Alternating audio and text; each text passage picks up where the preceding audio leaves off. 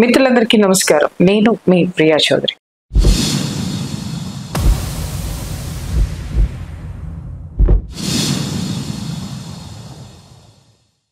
My dear friends, కొద్ది రోజుల నుంచి సోషల్ మీడియాలో ఒక భయంకరమైనటువంటి ప్రచారం జరుగుతుంది.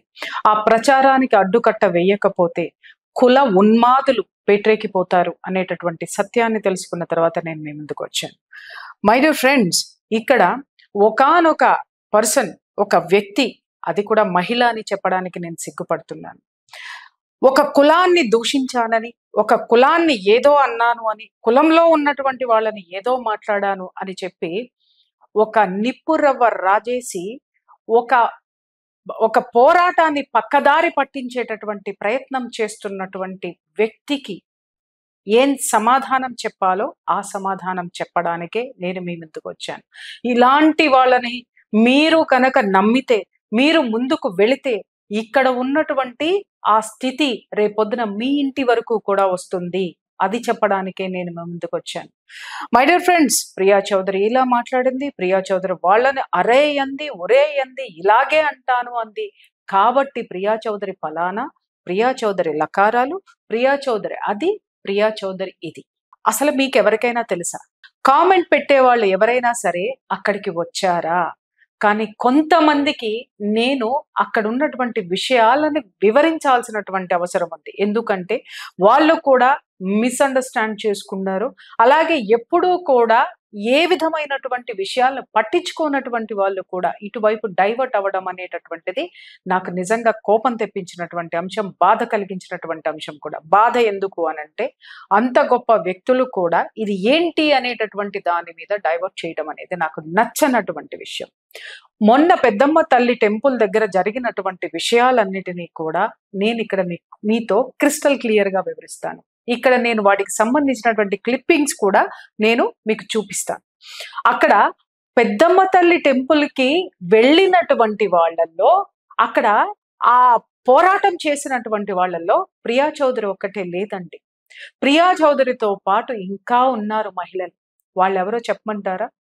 అక్కడ బస్తీలో ఉన్నటువంటి మహిళలైతే నాతో పాటు మాధవీలత గారు, అలాగే కరాటే కళ్యాణి గారు, వాళ్ళు కూడా వచ్చారు.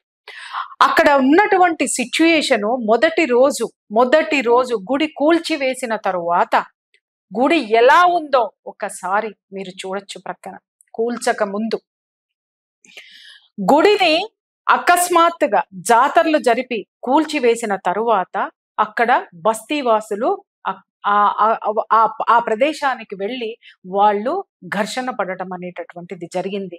గుండెలు బాదుకున్నారు. ఆడవాళ్ళందరికీ కూడా మనసులు చెదిరిపోయాయి. కారణం ఏంటో చెప్పమంటారా? అంతకు ముందు రోజే జాతర జరిపినటువంటి అమ్మవారి విగ్రహాన్ని అసలు చెప్పడానికి కూడా వీలు లేనంత అమర్యాదగా, అగౌరవంగా, అశాస్త్రీయంగా అక్కడ నుంచి తొలగించారు. ఎన్నో దశాబ్దాల నుంచి పూజలు అందుకుంటున్నటువంటి అమ్మవారిని కర్కశంగా తొలగించి అవతల పడేశారు. అక్కడ ఉన్నటువంటి మహిళల గుండెలు రగిలినాయి. వాళ్ళు పోరాటానికి దిగారు. పోరాటానికి దిగితే అక్కడ అధికారిణులు కూడా ఆడవాళ్లే, మహిళలే. కానీ వాళ్ళని ఎవరు పట్టించుకోలేదు. వాళ్ళు ఎవరిని ఖాతరు కూడా చేయలేదు. వాళ్ళు అక్కడ ధర్నాకి దిగారు, ఘర్షణకి దిగారు, గొడవకి దిగారు. ఎందుకోసం దిగారండి? మాకు ఇల్లు కావాలని అనలేదు, లేకపోతే మాకు ఉచిత పథకాలు కావాలని వాళ్ళు ఘర్షణకి దిగలేదు. కూలిపోయినటువంటి అమ్మవారి గుడి కావాలి అనేటటువంటిది అక్కడ నిలబడ్డారు వాళ్ళందరూ. మొట్టమొదటి రోజుగా మాధవీలత గారు అక్కడికి వెళ్ళారు. మాధవీలత గారు వెళ్ళిన తర్వాత అప్పుడే ప్రపంచానికి తెలిసింది ఆ విషయం ఏంటి అనేది. ఆ విపరీతమైనటువంటి ఘర్షణలు పడటం, ఆవిడని అక్కడ విపరీతంగా పోలీసుల తోపులాట జరగడము, బలవంతంగా ఆవిడని అక్కడి నుంచి పంపేయడము, తరువాత ఆమెను హౌస్ అరెస్ట్ చేయటంతో ఆవిడ ఆగిపోయారు. ఎప్పుడైతే నేను సోషల్ మీడియాలో చూశానో, తెలుసుకున్నాను, అక్కడ ఉన్నటువంటి వాళ్ళకి ఫోన్ చేసి అడగడం జరిగింది ఏం జరిగింది అని. అంటే వాళ్ళు నాకు చెప్పినటువంటి విషయాలు నన్ను కలచివేసినాయి. ఇమ్మీడియట్ గా వెరీ నెక్స్ట్ డే నాకు తెలిసిన తర్వాత ఇమ్మీడియట్ గా నేను అక్కడికి చేరుకోవడం జరిగింది. నేను వెళ్ళేసరికి అక్కడికి చికోటి ప్రవీణ్ గారు, కరాటే కళ్యాణి గారు, ఇంకా చాలా మంది బస్తీ వాసులు అక్కడికి వచ్చారు. నాకు తెలిసినటువంటి వాళ్ళకు కూడా నేను ఫోన్లు చేయటం జరిగింది. యువకులు రావడం జరిగింది అక్కడికి. వచ్చిన తరువాత అక్కడ జరిగినటువంటి వాతావరణంలో అక్కడ ఆడవాళ్ళని అడిగాను, ఏం జరిగిందమ్మా అని అడిగితే, ఇక్కడ మీకు కొన్ని క్లిప్పింగ్స్ చూపిస్తున్నాను చూడండి. అర్ధరాత్రి వరకు కూడా వాళ్ళు అక్కడ ధర్నాకి దిగారు. వాళ్ళు పోలీసులతోటి వాగ్వాదానికి దిగారు. అక్కడ నుంచి కదలమని చెప్పి ఆ ప్రదేశంలో కూర్చున్నటువంటి వాళ్ళ మీద పోలీసులు జరిపినటువంటి దౌర్జన్యం అనే కంటే ప్రభుత్వం జరిపినటువంటి దౌర్జన్యం అనొచ్చు. ఒకళ్ళ మూర్తులైనటువంటి ఎంఆర్ఓ అండ్ కలెక్టర్ గారు కూడా అనొచ్చు. వాళ్ళని అతి భయంకరంగా అక్కడి నుంచి బలవంతంగా లాగి ఈడ్చి వేయడం జరిగింది, మహిళలని కూడా చూడకుండా. వాళ్ళ యొక్క కాళ్ళని బూటు కాళ్ళతోటి తొక్కివేశారు, వాళ్ళ చేతుల్ని తొక్కివేశారు. ఇంకా చెప్పాలి అనంటే ఎక్కడెక్కడో వాళ్ళని టచ్ చేసి అవమానాలకి గురి చేసి అక్కడి నుంచి చెదిరిపోయేటట్టు చేశారు. కానీ ఆ మహిళా తల్లులు, ఆ మహిళామణులందరూ కూడా ఎవ్వరూ కూడా ఆ అవమానాలన్నింటినీ గుండెల్లో దిగమింగుకొని అమ్మవారే కావాలి అని చెప్పి వాళ్ళు మళ్ళీ అక్కడికి రావటం జరిగింది.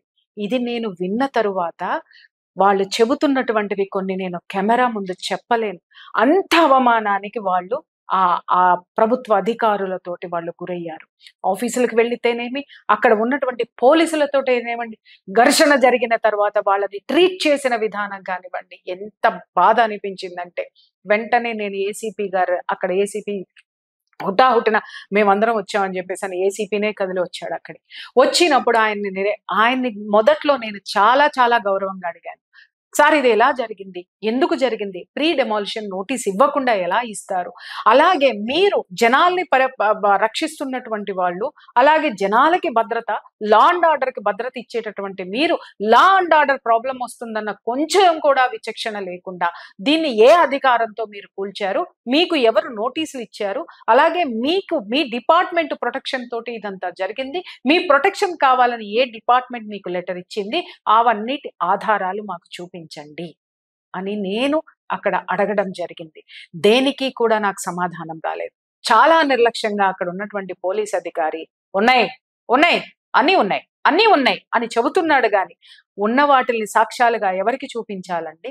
ఎవరైతే ఆ గుడిని నమ్ముకుని ఉన్నారో, అమ్మవారిని పూజిస్తున్నారో, అక్కడ బస్తీలో ఉన్నటువంటి వాసుల యొక్క మనోభావాలు ఎవరైతే దెబ్బతిన్నాయో, వాళ్ళ అస్తిత్వము ఏ అమ్మవారి దగ్గరైతే ఉందో ఆ వాళ్ళకి చూపించాల్సినటువంటి రుజువుల్ని వాళ్ళు ఏమాత్రం చూపించకుండా, కనికరం లేకుండా, నిరంకుశత్వం అంటాను నేను, అంత భయంకరంగా మాట్లాడారు. ఆ తరువాత అక్కడ మాకే చాలా కోపం వచ్చింది. నేను చాలా ఆఫీసర్స్ దగ్గర చాలా సంయమనం పాటిస్తాను. ఎందుకు అనంటే నేను కూడా అలాంటి ప్రభుత్వ పరమైనటువంటి వాటిల్లో పనిచేసి వచ్చాను కాబట్టి, నాకు తెలుసు కాబట్టి నేను చాలా గౌరవంగా చాలాసేపు చూశాను. చివరికి నేను బ్రతిమలాడాను, సార్ లోపలికి వెళ్ళనివ్వండి, కేవలం మహిళల్ని పంపించండి, అక్కడికి వెళ్ళి అమ్మవారిని చూసుకొని వస్తాం, లేదా అక్కడ ఏం జరిగిందో ఒక్కసారి మమ్మల్ని చూడనివ్వండి, అమ్మవారిని కూలగొట్టేశారండి, ఆవిడ ఎలా ఉందో మాకు తెలియడం లేదు, నిజంగా విన్న నాకే ఇంత బాధగా ఉంటే ఈ మహిళలు ఎంత బాధపడుతున్నారు, ఒక్కసారి చూపించండి. ఎందుకంటే ప్రతి మహిళకి బాధ వస్తే మొరపెట్టుకునేది అమ్మవారికే. అలాంటి అమ్మవారికి యొక్క గుడిని కూల్చేసి ఆ అమ్మకి కష్టం వచ్చినప్పుడు చూడాలని బిడ్డ అనుకోదా? అలాంటి ఘర్షణ అక్కడ జరిగినప్పుడు ఎంత భయంకరంగా మేము మాటలు పడవలసి వచ్చిందో, ఎంత నిర్లక్ష్యమైనటువంటి మాటలు పడేసరికి అక్కడ ఉన్నటువంటి జనం మొత్తం కూడా తిరగబడ్డారు. ఆ తిరగబడినప్పుడు పోలీసుల లాఠీ చార్జీ జరిగినప్పుడు మహిళల్ని కానీ, అక్కడ ఉన్నటువంటి పిల్లలు, యువకుల్ని కానీ పోలీసులు లాఠీ చార్జీ చేస్తుంటే నేను బిత్తరపోయి చూసిన దాన్ని ఒక్కసారి నాకు ఎందుకో ఒక వెన్ను తట్టినట్టుగా ఉండి ఇమ్మీడియట్ గా నేను ఆ గుంపులోకి వెళ్ళిపోయి వాళ్ళని అడ్డుకోవటం జరిగింది. ఆ పిల్లల్ని విచక్షణ రహితంగా కొడుతున్నారు. వెంటనే ఎందుకు కొడుతున్నారండి, దయచేసి మమ్మల్ని లోపలికి పంపించండి, ఏ విధమైనటువంటి అలజడి జరగదు, నేను గ్యారంటీ ఉంటాను, నేను దానికి ఇది ఇస్తాను అన్నా కూడా ఈడ్చి పట్టి లాగి అవతల పారేస్తే నా మంగళసూత్రం తెగిపోయింది. అది నేను పట్టించుకోలేదు. ఆ ఘర్షణలో అలాగే కొనసాగుతుంది. అలాగే నేను ఆ పోలీస్ ఆఫీసర్ తోటి గొడవ పడేసరికి వెంటనే పోలీసులందరూ కూడా, అక్కడ ఉన్నటువంటి వాళ్ళు కూడా, ఇంకా జనం రావడంతోటి మళ్ళీ అక్కడ తొక్కిసలాట, తోపులాట జరిగితే, అప్పుడు అక్కడ ఆడవాళ్ళని నెట్టివేస్తుంటే నేను అక్కడికి వెళ్ళి వాళ్ళని అడ్డుకోబోతే నా నా నా మెడలో ఉన్న నల్ల పూసల గొలుసు కూడా తెగిపోయింది. తెగిపోయి అది ఒక్కటి మాత్రం నాకు చీరకి చిక్కుకుని పోయి ఉంది. మై డియర్ ఫ్రెండ్స్, ఒక్కసారి అర్థం చేసుకోండి. అప్పుడు నేను చూసుకోవడం జరిగింది. అరే ఏంటి బోసి మెడ చూసిన తర్వాత చూస్తే అదృష్టం బాగుండి నా చీర ఒక గొలుసు చీరకి కట్టుకుని ఉంటే ఒకటి చీర మడతల్లోనే ఉండిపోయింది. వెంటనే అవి తెగిపోయిన వాటిని చూసేసరికి గుండెలో ఎక్కడో ఒక విధమైనటువంటి అలజడండి, భయం వచ్చింది. ఏ ఆడదానికైనా తాళిబొట్టు తెగిపోతే ఎలా ఉంటుందండి? ఎప్పుడు తెగుతుందండి? ఎప్పుడు తెంచుతారండి? ఆ స్థితి ఎంత అమంగళకరమండి. ఆ పరిస్థితిని తలుచుకుంటే నాలో ఆవేశం కట్టలు తెంచుకొని వచ్చిందనమాట. అంటే ఇంత నిర్లక్ష్యంగా ఉన్నారా? మహిళలంటే ఈ విధమైనటువంటి ఇది చేస్తున్నారా? అక్కడ ఎవరిని ఎవరు కొట్టలేదే, అక్కడ ఎవరిని దుర్భాషలాడలేదే, కేవలము మా హక్కుని మాకు ఇవ్వమని అడిగాం. అక్కడ అమ్మవారిని చూసి వస్తామని అడిగాం. ఘర్షణ జరిగింది. ఘర్షణ ఎవరు జరిపారు? వాళ్ళు ఇచ్చేటటువంటి నిర్లక్ష్యం. అప్పటికే 2 రోజుల నుంచి పడిగాపులు కాస్తూ ఉన్న వాళ్ళల్లో ఓపిక నశించింది.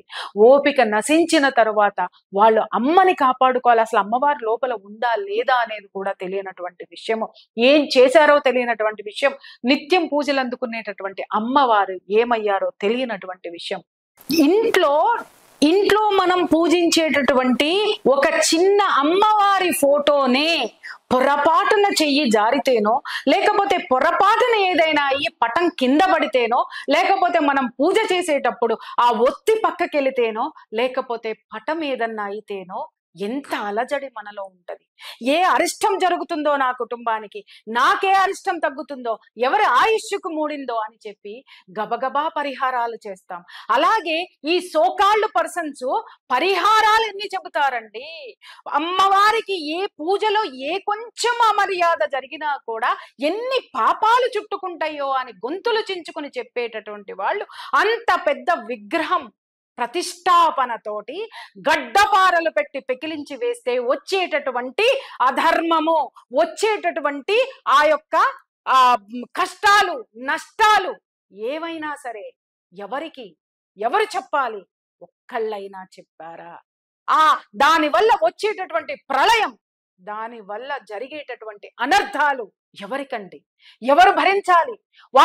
వాటి వల్ల ఏ విధమైనటువంటి నష్టం జనానికి జరుగుతుంది, ఆ ప్రాంతానికి జరుగుతుంది, ఆ ప్రభుత్వానికి జరుగుతుంది అనేటటువంటిది కూడా చెప్పలేనటువంటి నోళ్ళని ప్రశ్నించడం తప్ప.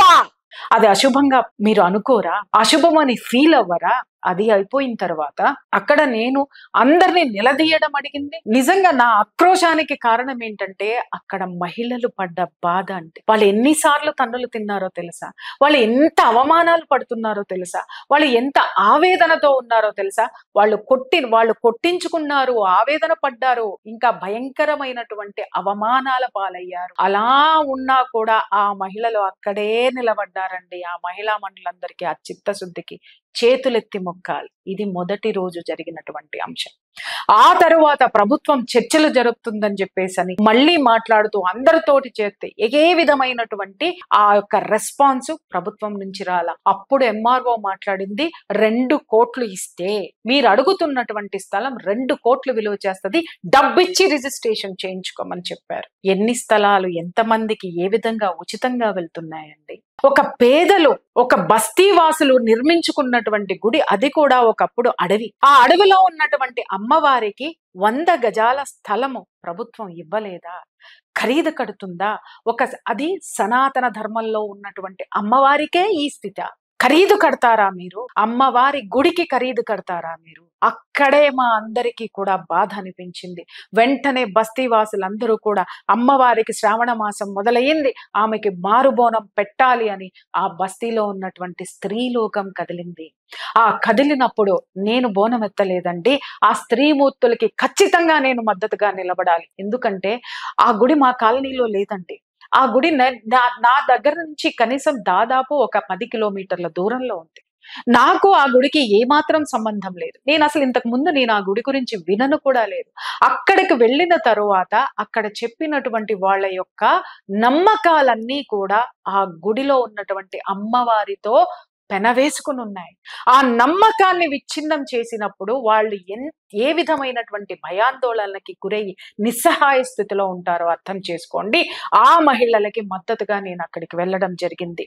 మీరు నమ్ముతారో లేదో 200 మంది పోలీసులు వచ్చారు. అయినా సరే శ్రీశక్తి ఎక్కడా కూడా వెనకడుగు వేయలేదండి. మీరు ఆ పక్కన ఉన్నటువంటి క్లిప్పింగ్స్ లో చూస్తూ ఉండవచ్చు. ఎంత బోనాలు ఎత్తుకొని, ఎంత ఆత్మధైర్యంతో, ఆత్మవిశ్వాసంతో ముందుకడుగు వేశారు. ఆ మహాతల్లులు ఎవ్వరూ కూడా మనలాగా చదువుకుని ఎడ్యుకేట్ అయిపోయినటువంటి వాళ్ళు మాత్రం కాదండి. నిజంగా చెప్తున్నాను కదా, వాళ్ళు ఎంత డెడికేషను, భక్తి, అంకిత భావమో, అమ్మ పట్ల వాళ్ళకు ఉన్నటువంటి ప్రేమ అక్కడ నేను చూశాను వాళ్ళని. వాళ్ళందరూ మమ్మల్ని అడ్డుకున్నారు. మొత్తం నేను పోలీస్ ఆఫీసర్లతోటి నేను గొడవ పడుతూ, కొట్లాట పడుతూ వాళ్ళని తోసుకుని ఎందుకంటే ముందు మహిళని ఉంటే కనీసం వాళ్ళు ఆగుతారేమో, అయినా ఆగల. తాళ్ళు పెట్టి మమ్మల్ని తోసేశారు, రోప్ పెట్టేసి మమ్మల్ని కట్టేశారు, కింద పడేశారు. అయినా సరే వెనక్కి వెళ్ళే ప్రసక్తే లేదు. బోనం పెట్టే తీరాలి అమ్మవారికి అని చెప్పి. ఎందుకు బోనం పెట్టి తీరాలి అని నేను మాట్లాడుతున్నానో తెలుసా? అలజడి సృష్టించడం అనేటటువంటిది అక్కడ ఎవరికీ లేదండి. అమ్మవారిని తిరిగి ప్రతిష్ఠించుకోవాలి. ఎందుకంటే ఎన్నో కష్టాల్లో భగవంతుడు ఇన్విజిబుల్ గా నాకు చాలా సహాయం చేశాడు. భగవంతుడికి నేను తిరిగి కృతజ్ఞత చూపించేటటువంటిది ఏమైనా ఉంటే ఇదే పరిస్థితి. అందుకోసమని అక్కడికి వెళ్ళిన తరువాత అక్కడ బోనం పెట్టిన తరువాత అక్కడ నేల మీద బోనం పెట్టింది ఆ స్త్రీమూర్తి. ఒకే ఒక్క స్త్రీమూర్తి నాతో పాటు లోపలికి వచ్చింది. మేమిద్దరం ఫస్ట్ వెళ్ళిన తర్వాత బోనం పెట్టి చూసేసరికండి అక్కడ నేల మట్టం అంటారు చూసారా, అలా ఉంది. ఒక్క ఆనవాళ్ళు కూడా అక్కడ లేకుండా చేశారు. అమ్మా ఎక్కడ అని నేను చుట్టూ తిరిగి చూస్తుంటే ఇక్కడేనమ్మా అమ్మవారిని ప్రతిష్ఠించాము అంటే గుండె తరక్కుపోయిందండి. ఎక్కడో డొక్కలో పెనవేసుకుపోయింది బాధ. వెంటనే నాకు సిగ్గుతో తలదించుకున్నా. ఎందుకో చెప్పనా అండి, మా చేతగానితనమే ఈ సనాతన ధర్మంలో ఉన్నటువంటి మా ధర్మాన్ని కాపాడేటటువంటి తల్లి నీ పట్ల మేము ఎంత చిత్తశుద్ధితో ఉన్నామో నేలమట్టమైనటువంటి నీ గుడి చెప్తుంది అని సిగ్గుతోటి ఆమెకి ప్రణమిల్లి క్షమాపణ కోరుకుని ఆ కింద ఉన్నటువంటి మట్టిని తీసి పెట్టుకున్నాను. క్షమించమని అడుగుతూ, శక్తినివ్వమని అడుగుతూ పెట్టుకున్న తరువాత వెంటనే కొన్ని నిమిషాల్లో నా బాడీ మొత్తం విపరీతమైనటువంటి వైబ్రేషన్స్ స్టార్ట్ అయినాయి. నాకు కడుపులో తిప్పుతుంది, ఒళ్ళంతా జలధరిస్తుంది, ఒంటి మీద ఏదో పెద్ద బరువు ఉన్నట్టుగా ఉంది. అసలు విపరీతంగా అక్కడ తిరిగిపోతూ ఉంటే అప్పుడు ఎందుకో నాకు అనిపించింది, ఏంటి ఈ స్థితి, నాకు అర్థం కాలేదు. విపరీతమైనటువంటి వైబ్రేషన్స్. ఎందుకు అనంటే నేను మెడిటేషన్ చేస్తాను కాబట్టి నాకు ఆ వైబ్రేషన్స్ వాల్యూ ఏంటనేది తెలుసు, నాకు ఆ స్పర్శ ఏంటనేది తెలుసు. వెంటనే నాకు అర్థమయ్యింది ఏంటి అనంటే, అరే ఇక్కడ ఇంత ఎనర్జీస్ ఉన్నాయా అని అనగానే నాకు వెంటనే ఒక దృశ్యం నా కళ్ళ ముందు నిలబడింది. ఏ దృశ్యమో చెప్పమంటారా? అక్కడ శాస్త్రోక్తంగా ఒక విగ్రహ ప్రతిష్టాపన జరిగినటువంటి విగ్రహాన్ని గడ్డపారలతోటి తవ్వి పెకిలించి ఒక ఆటోలో అనాథలాగా అమ్మవారిని అక్కడి నుంచి తొలగించినటువంటి దృశ్యం. ఇప్పుడు చెప్పండి మై డియర్ ఫ్రెండ్స్, శాస్త్రోక్తంగా ఒక అమ్మవారి విగ్రహ ప్రతిష్టాపన జరగాలంటే ఎంత తతంగం ఉంటుంది, ఎంత క్రతువు ఉంటుంది, ఏ శాస్త్రం ఉంటుంది అక్కడ విగ్రహాన్ని ప్రతిష్ఠించినప్పుడు.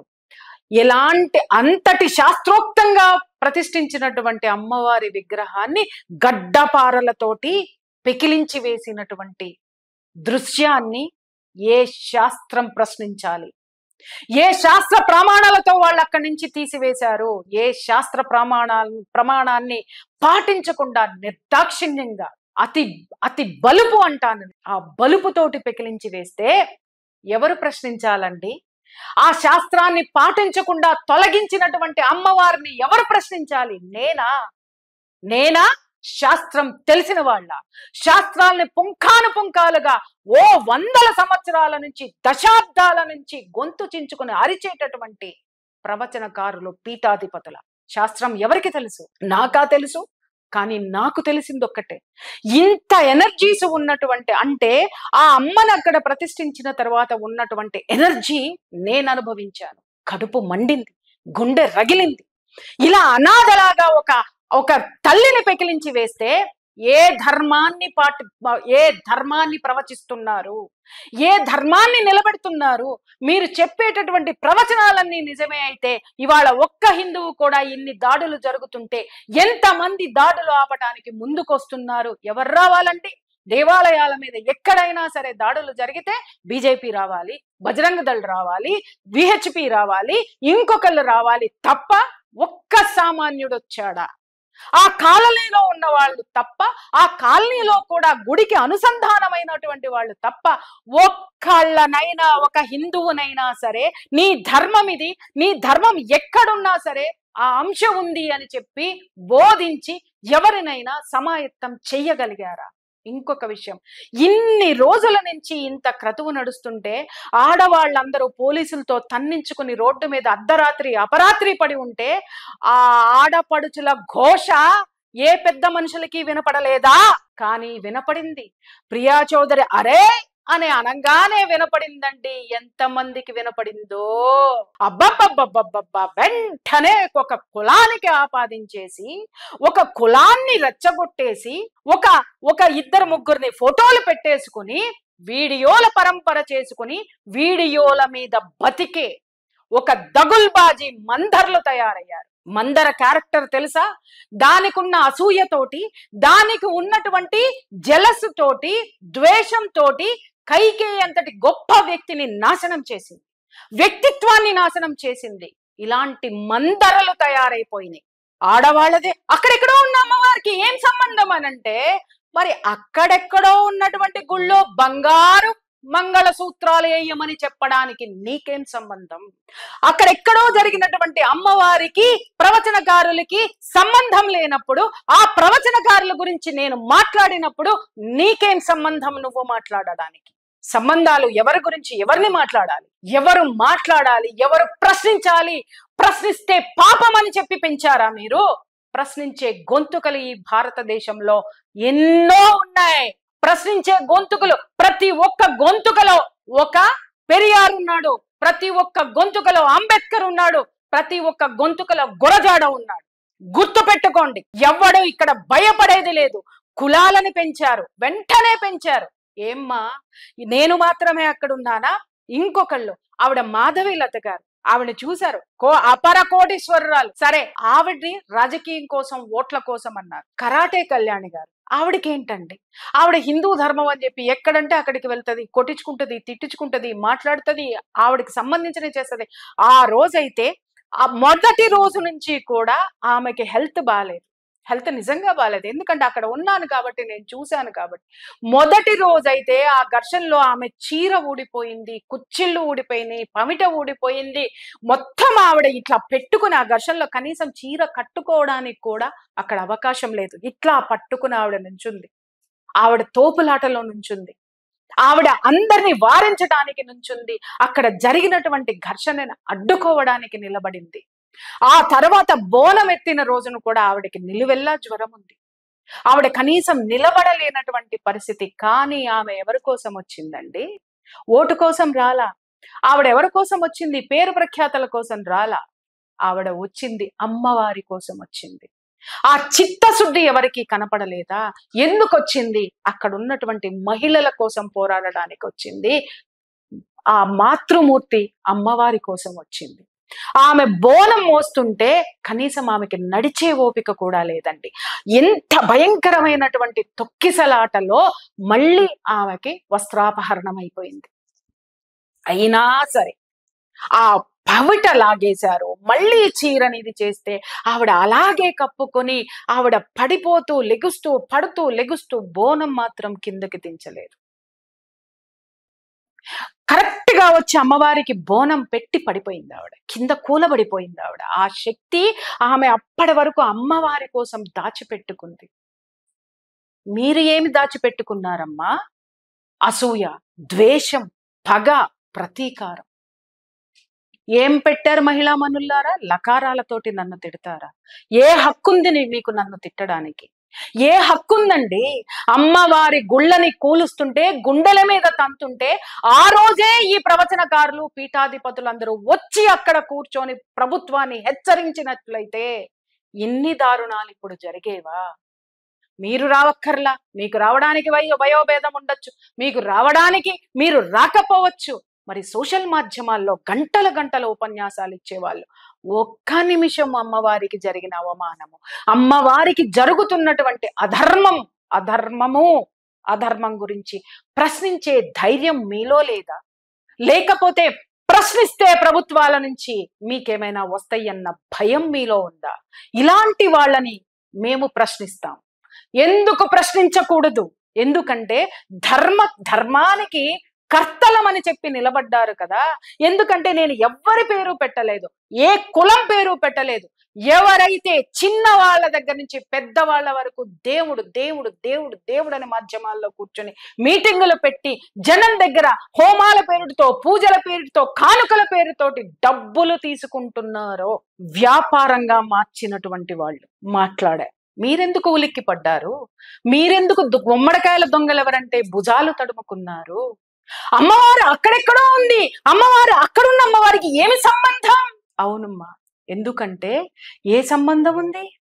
ఎందుకంటే ఆ అమ్మవారి దగ్గర హుండీ లేదు, ఆ హుండీలో బంగారు మంగళసూత్రాలు వేయడం లేదు. ఆ అమ్మకి చిటికెడు పసుపు కుంకుమ ఇస్తే చాలు, అక్కడ ఉన్నటువంటి పిల్లలకి పసుపు కొమ్మిచ్చి కళ్యాణాలు చేస్తున్న పేదల పాలిటి అమ్మవారు కదా. అందుకే మీకు సంబంధం లేదు. నేనెందుకు మాట్లాడాను? నన్ను లకారాలు తిట్టిన ప్రతి ఒక్కళ్ళకి మాట్లాడుతున్నాను. నేను ప్రశ్నిస్తున్నా. తెగిన తాళిబొట్టు విలువ, తాళిబొట్లతోటి అమ్మవారి సాక్షిగా అమ్మవారి సన్నిధిలో వ్యాపారాలు చేసే మీకేం తెలుసు? మీకు తెలుస్తుంది అనుకోవడం కూడా నా అవివేకం. అందుకే అహంకారం నాదా మీద? ప్రశ్నించండి, ప్రశ్నిస్తాం. ఇలాగే కులాల పేరుతో, మతాల పేరుతో అరే మతం అనేటటువంటిదే ఏముంది మీ దగ్గర? ఇవాళ ధర్మం కునారిల్లిపోతుంటే కులాలు ఎక్కడ ఏడుస్తాయి? నీ కులం ఏంటి, నా కులం ఏంటి, నువ్వెవత్తివి, నేనెవత్తిని. ఇంకొకడు ఉంటాడు, వాడు దొంగకోళ్ళు పట్టేటోడు. వాడు దొంగకోళ్ళ సాక్ష్యం అన్నమాట ప్రతి ఒక్కడికి. వాడికి అప్పుడప్పుడు వీళ్ళు ఏమన్నా మాట్లాడితే వీళ్ళకి తందానా తయ్యక థా అని వస్తాడు. వాడు పైకి లేచినప్పుడల్లా వాడి కరెక్ట్ మొగుడెవడంటే మా చిర్రావూరి బాగా 3rd డిగ్రీ ఇస్తా ఉంటాడు. సరిపోలేదనుకుంటా, నేనిస్తారా నీకు? నేనిస్తా, కానీ ఇప్పుడు చర్యల్లోకి దిగను. ఎందుకంటే నా లక్ష్యము అక్కడ అమ్మవారిని ప్రతిష్ఠించటం, తీసుకురావడం. కొంతమంది అడుగుతున్నారు, ప్రియా చౌదరికి వాళ్ళ కొత్తగా అమ్మవారు గుర్తొచ్చిందా అని. మీకేం తెలుసరా? మీరేమన్నా నా ఇంటి పక్కన ఉన్నారా, నా ఇంట్లో ఉన్నారా? ఏమ్మా నీకేం తెలుసు నాకు భగవంతుడి పట్ల భక్తి ఉందా లేదా అని చెప్పడానికి? రా, నా చుట్టుపక్కల అడుగు, నేను ఏం చేస్తానో చెప్తారు. భగవంతుడు నా ఇంట్లో ఎలా కొలువై ఉంటాడో చెప్తారు.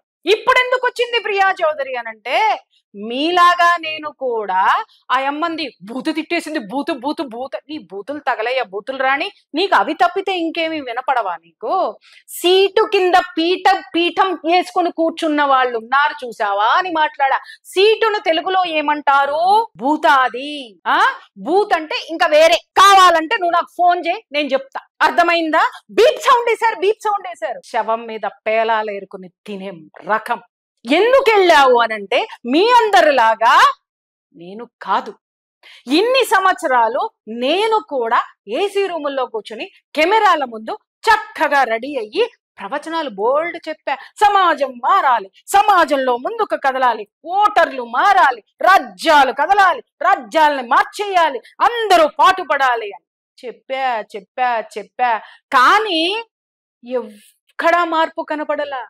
అప్పుడు నాకు నేనే ప్రశ్నించుకున్నా, ప్రియా చౌదరి గొంతు చించుకుని అరుస్తున్నావు కదే, ఎక్కడా మార్పు రావట్లేదు. ఎప్పుడు చూసినా కూడా ఈ మధ్య కాలంలోనే మీరు అడగండి, కెమెరా సాక్షిగా చెప్తున్నాను, మీడియా మిత్రులకి ఎవరైనా ఫోన్ చేసి అమ్మా దీని మీద స్పందించాలంటే ఒకటే మాట చెప్తున్నాను, స్పందించి స్పందించి విసుగొచ్చేసిందిరా నాకు, నా గొంతు అలసిపోయిందిరా, నన్ను పిలవకండిరా, అమ్మా నా ఇంటికి రాకండి, ఇంటర్వ్యూలో అడగకండి, విసిగిపోయినానని చెప్పా.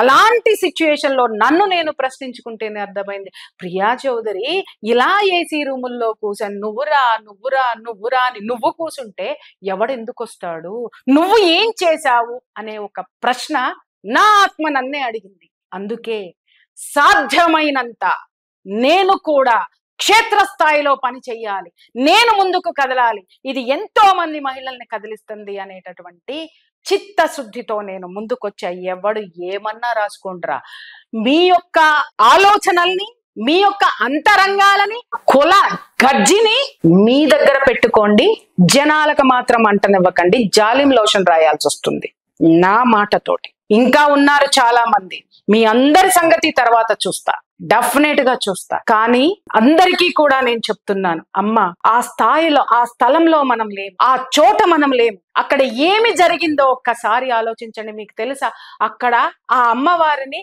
50 సంవత్సరాల నుంచి కొలిచేటటువంటి ఒక పెద్ద ఆవిడ 10 రోజుల నుంచి అన్నం తినకుండా అక్కడే కూర్చుంది, చతికిల్లబడిపోయి. ఆమెకి మాట్లాడేటటువంటి శక్తి లేదు, నడిచే శక్తి లేదు.